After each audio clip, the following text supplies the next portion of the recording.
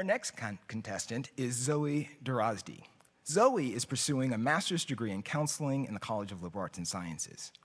Zoe is not able to be here today and joins us via video. Presenting Examining the Relationship Between Autistic People's Self-Esteem and Perceived Bias in Their Alliance with Their Mental Health Practitioners, here is Zoe Darazdi.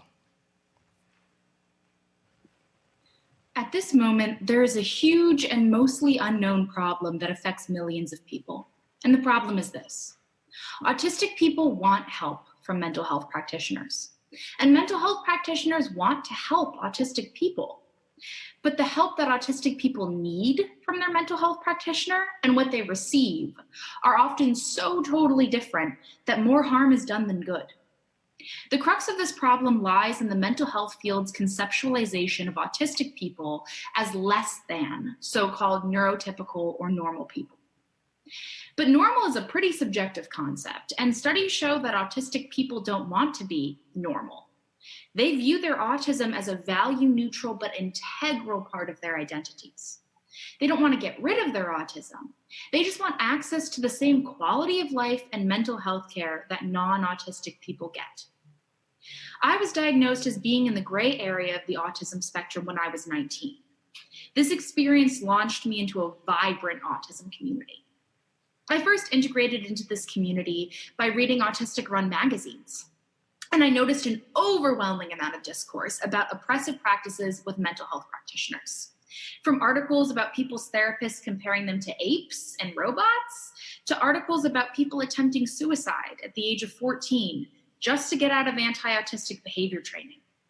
And the saddest part was, as a mental health counselor myself, I knew these practitioners likely thought they were doing the right thing. They were almost always adhering to the predominant treatment protocol. But their treatments wound up having two major negative effects. The first was damage to their relationship with their client, which is the most important factor in therapeutic success. And the second was corrosion to the autistic client's self-esteem, which is highly correlated to this population's extremely high suicide rates. My research with autistic adults is critical for three reasons. One, it grants them a platform to advocate for the cessation of what they view to be harmful practices. Two, it challenges the ethics and efficacy of the dominant method of autism conceptualization. And three, it generates suggestions for how to far better serve this population. The first place to start is to include autistic voices in decisions about our treatment. So much bad has been done by forcing a square peg into a round hole. What can we become when we are no longer the subject of psychology's hammer?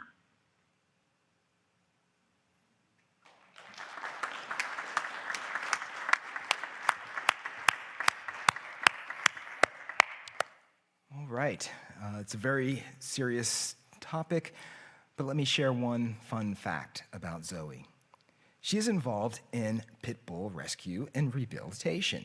She adopted her own, what she refers to as Pitty, Beezus, about 4 years ago, and has enjoyed watching her rambunctious personality and self-confidence develop throughout their time together. So with comments about Zoe's presentation, I turn to Father Peter. What do you think of Zoe's presentation? The thing that struck me the most about it was how personal and professional it was. It is a personal experience that she has had, and she has found a professional way to deal with it. And I love her image of the square peg in the round hole with the hammer cracking it open. I think it's a wonderful presentation. So congratulations, Zoe, wherever you are. Fantastic. Thank you so much, Father Peter.